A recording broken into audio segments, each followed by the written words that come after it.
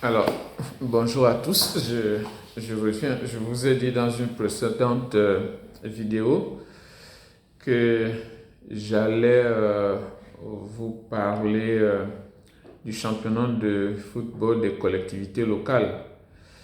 C'est le projet que nous avons choisi dans le cadre des activités de l'association pour ce qui est du financement commun des projets que nous avons à réaliser. Alors, en attendant de lancer le projet des nouvelles capitales provinciales et des zones d'activité primaire, je crois que les uns et les autres se posent la question de savoir est-ce que c'est réaliste, est-ce que c'est possible, est-ce que cela pourrait se faire, comment est-ce que cela pourrait se faire. Donc, pour avoir une vue commune ou une vision commune, l'association a choisi de lancer le championnat de football des collectivités locales. Vous comprendrez que ce n'est pas un projet qui engage une seule province ou une seule ville. C'est un projet qui va engager tout le pays. En ce que, nous avons déjà dénommé le championnat, hein. On va l'appeler Ligue Or. Donc, la Ligue Or. Donc, le championnat de football des collectivités locales sera dénommé la Ligue Or. Donc, cette Ligue Or-là va réunir 12 équipes. 12 équipes. Il y aura une équipe par province de l'intérieur et il y aura 4 équipes pour le Grand Libreville. Cette décision a été prise pour l'instant par rapport à la démographie. On regardera comment est-ce que ce sera fait. Au fur et à mesure, on va améliorer. S'il est possible, on pourra augmenter le nombre d'équipes. Mais pour l'instant, le championnat, la Ligue Or, c'est 12 équipes. Et c'est 12 équipes fixes. Hein, c'est bien de le préciser. C'est 12 équipes fixes. Il n'y aura pas des équipes qui vont faire la montée en première division, c'est-à-dire que la structure, ce ne sera pas première division, deuxième division, troisième, quatrième division ou 16e division. Non, c'est 12 équipes qui sont fixées ainsi. Donc, aucune équipe ne montera et aucune équipe ne descendra.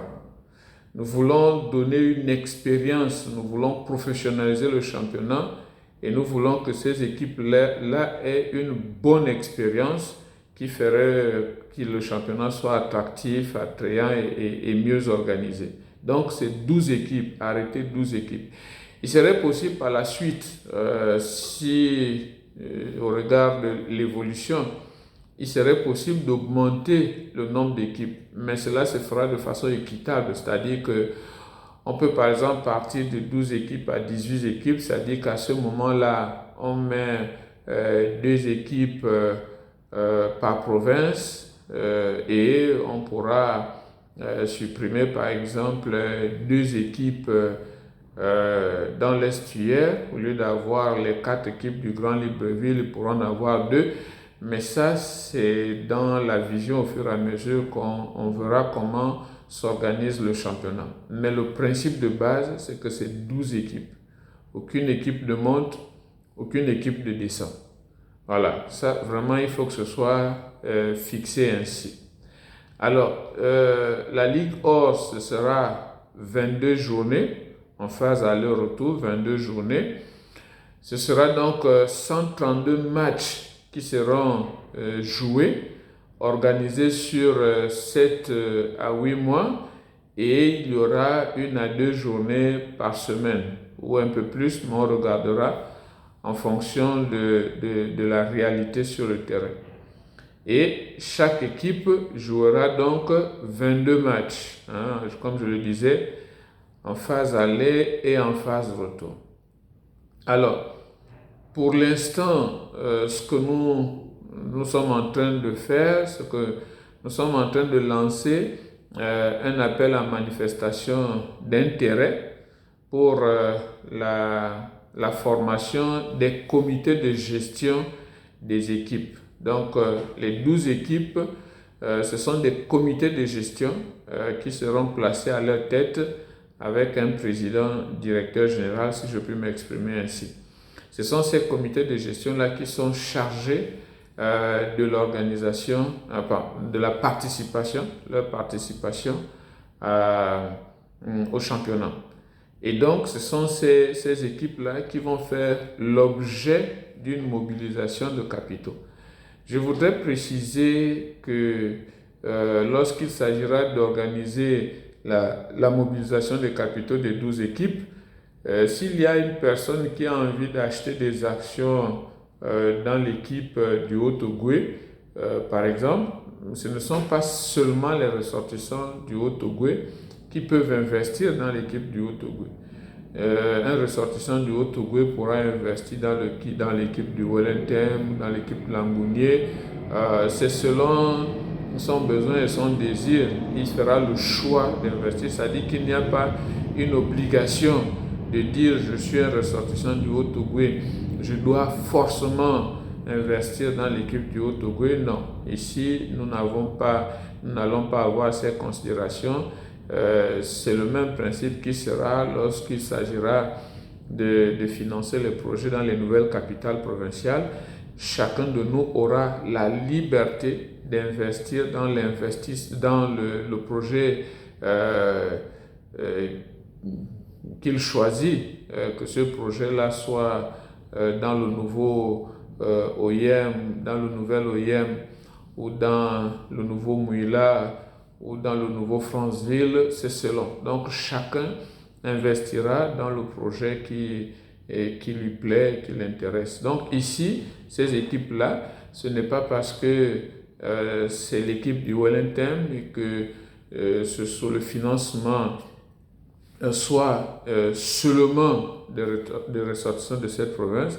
Il en va de même pour toutes les autres provinces. Donc chacun pourra investir dans l'équipe qui l'intéresse.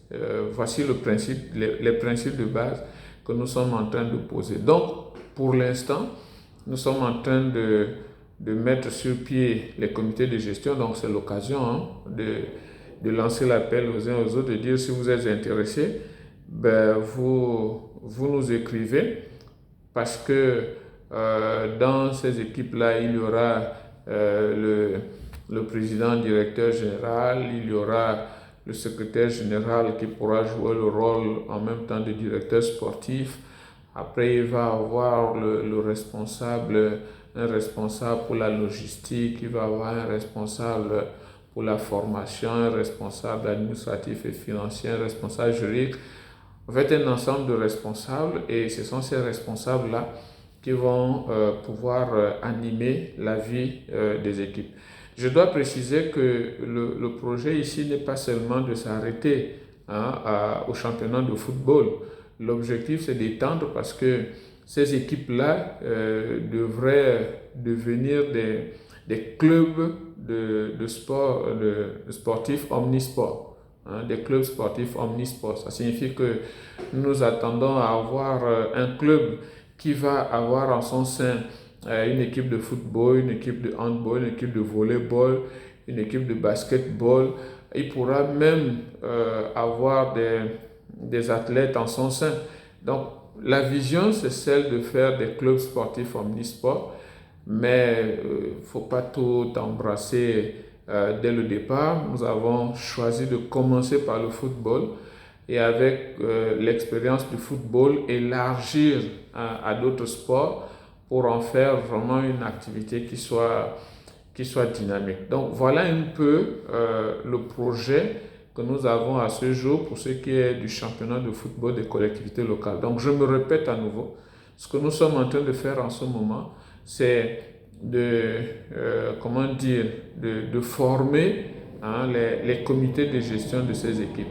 C'est avec ces comités de gestion que nous allons travailler tout ce qui est identification des équipes, c'est-à-dire travailler sur les noms officiels, sur les logos, sur les couleurs, sur les chartes graphiques, sur les slogans. Il y a tout un travail qui va se faire ensuite en off, mais il faudrait déjà au moins qu'on ait, même si on n'a pas tous les comités ou tous les membres du comité, mais au moins qu'on puisse déjà avoir les présidents des comités.